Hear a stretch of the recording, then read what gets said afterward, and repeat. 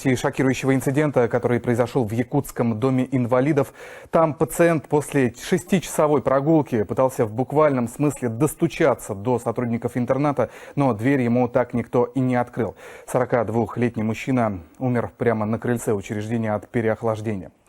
Следователи рассчитывают найти виновных, в том числе благодаря вот этим записям камер наблюдения.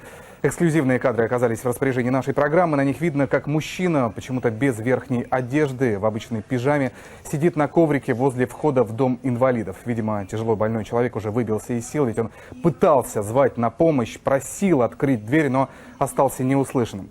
Видно, что камера установлена прямо над крыльцом, но охранники попросту не замечают инвалида. Судя по всему, его пропажа не обеспокоила и работников интерната. Те спохватились только под утро, но уже было поздно. Пациент Государственного автономного учреждения Республики Саха-Якутия, дом-интернат инвалидов и престарелых, вернулся в учреждение. Однако входные двери были закрыты. По данным следствия, мужчина не сумел попасть внутрь и сел на крыльцо, где скончался, по предварительным данным, от воздействия низкой температуры наружного воздуха.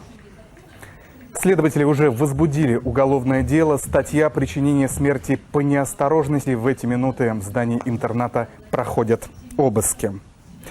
Подробности этой, безусловно, вопиющей истории мы расскажем в вечернем выпуске нашей программы.